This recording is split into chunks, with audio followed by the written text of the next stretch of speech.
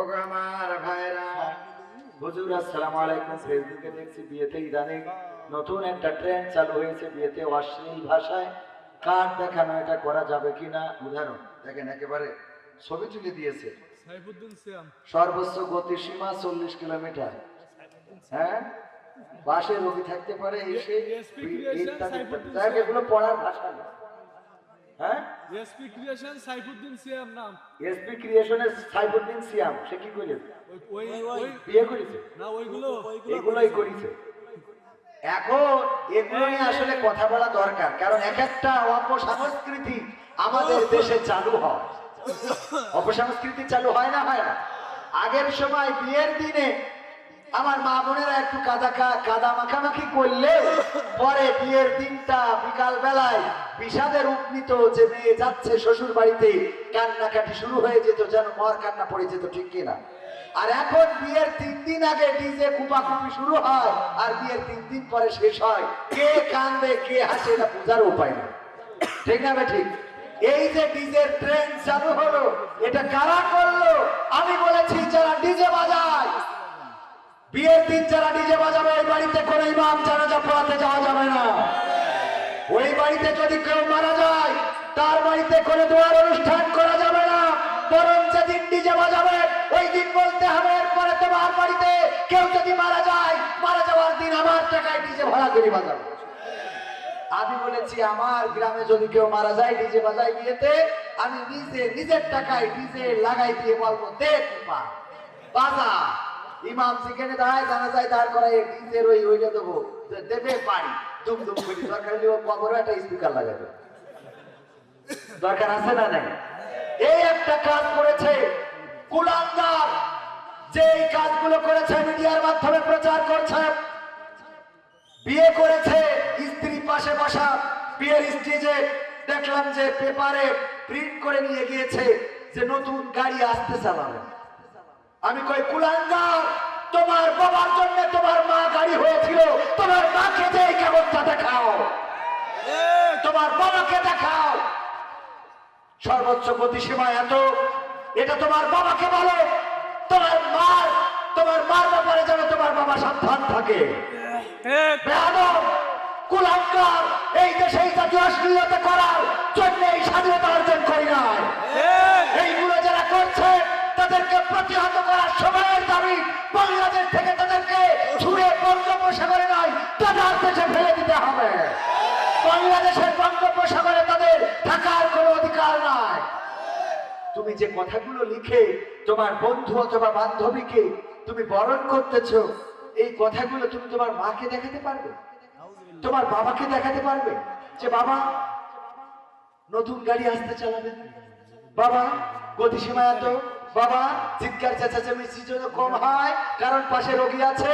তোমার বাবাকে যদি এটা বলতে পারো তাইলে আমার কোনো আপত্তি নাই, কারণ এইটা যে বলে সে কুলাঙ্গার সন্তান, সে কুকুরের সন্তান, মানুষের সন্তান হতে পারে না। মানুষের সন্তানের মধ্যে ভদ্রতা থাকবে, মার্জিত মত থাকবে। আমি ওই ভাইকে বলতে চাই যে করেছো, আমার রাসূল তার আদর্শটা দেখো। একজন সাহাবী এসে বলছেন, আল্লাহ রাসূল আমি জেনা করতে চাই, আমার জেনা করার অনুমতি দিন। আল্লাহ রাসূল বললেন, আমি তোমার জেনা করার অনুমতি দিতে পারি যদি এই একই কাজটা তোমার মা করতে চায় কারোর সাথে, তুমি কি রাজি হবা? বললো, আল্লাহর কসম এটা কোনোভাবে সম্ভব না, আমার মা জেনা করবে এটা আমি কিভাবে মানবো? তোমার বোন যদি করতে চায়? না না না না হুজুর, আমি এটা কোনোভাবেই মানতে পারবো না। যদি তোমার স্ত্রী করতে চায়? আল্লাহর কসম হুজুর আর বলার দরকার নেই, আমি বুঝতে পেরেছি ওগো রাসূল, আমি তো জেনা করি, আমি আসলে জেনার অনুমতি চেয়ে ভুল করেছি। আল্লাহ রাসূল আবারও বললেন, ওগো আমার সাহাবী, ওগো তুমি যদি ইসলাম কবুল করো আমি তোমাকে অনুরোধ করে বলবো, দেখো তুমি জেনা করো, সে কারো না কারো মা, কারো না কারো বোন, কারো না কারো বউ, কারো না কারো সন্তান। তুমি যেটা নিজের জন্য খারাপ মনে করো সেটা অন্যের জন্য ভালো কেন মনে করো? কথা কয় না? নিজের স্ত্রী আর একজনের সাথে ফোনে কথা বললে তোমার মাথায় আগুন উঠে যায়, তা তুমি বিলকিসের সাথে কথা বলাও কেন? কথা কয়? নিজের মাকে যেটা দেখাতে পারবা না, নিজের বোনকে যেটা দেখাতে পারবা না, নিজের দুলা ভাইয়ের কাছে এটা দিবে। পারবে কেউ দুলা ভাইয়ের কাছে দিতে যে দুলা ভাই নতুন গাড়ি আসতে চালাবেন? নাউজুবিল্লাহ, নাউজুবিল্লাহ বলবেন না? এই কাজগুলো যারা করে মিডিয়ায় প্রচার করছে, এই মিডিয়াগুলো বয়কট করা লাগবে। আমার তরুণ সমাজ, আমার যুব সমাজকে ধ্বংস করতে চায়। ভারত যেমন সিরিয়ালের অনুপ্রবেশ ঘটিয়ে তারা তাদের প্রোডাক্ট সব নিয়ে গেছে, কিন্তু সিরিয়াল এখনো নেই। এই সিরিয়াল এখনো নিল না। বুঝেছে? এই সিরিয়াল নেয় নাই।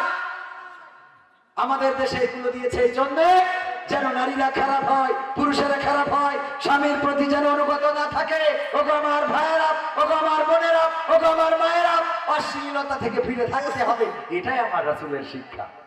বিয়ে করে কিসের জন্য এটা সবাই জানে, কিন্তু এটা প্রকাশ্যের জন্য নয়, এটা গোপনীয়। এটা জানে না কেউ, এটা তো সবাই জানে। বিয়ে ভালোবাসার জন্য, বিয়ে আল্লাহ রাব্বুল আলামিন এটাই পৃথিবী টিকিয়ে রাখার জন্য নারী এবং পুরুষকে এভাবেই তৈরি করেছেন। একে অপরের উপরে চাহিদা তৈরি করে দিয়েছেন, একজন আরেকজনের উপরে আকৃষ্ট হবে, এটাই স্বাভাবিক। এভাবেই আল্লাহ তৈরি করেছেন। তা না হলে কোনো পুরুষ নিজে কষ্ট করে বিদেশে খেটে বউয়ের জন্য টাকা পাঠাইতো? ভালোবাসা আছে বলে সারাটা দিন পরিশ্রম করে ঢাকাতে গোলমাল হচ্ছে। রিক্সা শ্রমিক তারা গাড়ি আটকাচ্ছে এবং বাস ট্রাক নির্বিচারে ভাঙচুর শুরু করে দিয়েছে। এরা আসলে রিক্সা শ্রমিক কিনা আমার তো মনে হচ্ছে এরা গুন্ডা পান্ডা কোন দলের দালালি করতেছে।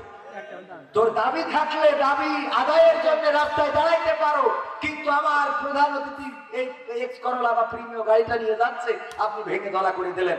ক্ষতিটা কার হলো? একজন ব্যক্তির হলো না? আপনি রাষ্ট্রের কি ক্ষতি করলেন?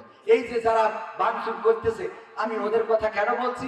ধরেন তাদের মনের মধ্যে কষ্ট আছে। কেন কষ্ট আছে? সারাটা দিন রিক্সা চালায়, রোদে পড়ে, বৃষ্টিতে ভেজে, পরিবারের জন্য, স্ত্রীর জন্য, সংসারের জন্য। এই ভালোবাসাটা তৈরি করে দিয়েছেন কে? আল্লাহ এই ভালোবাসা তৈরি করে দিয়েছেন। কিন্তু এই ভালোবাসা ব্যবহার করার জন্য আল্লাহ রাস্তা বলে দিয়েছেন। আল্লাহ যেমন খাবার হালাল করেছেন, গরুর গোশত খাওয়া হালাল না হারাম, কিন্তু সেটা চুরি করে খাওয়া হালাল নাকি হারাম? চুরি করে যদি মসজিদে দান করেন তাও কি হালাল হবে? ছাগলের গোশত হালাল, বিরিয়ানি খাওয়া হালাল, পোলাও খাওয়া হালাল, সব হালাল, কিন্তু এই হালাল ব্যবহার করার জন্য রাস্তা আছে না নাই?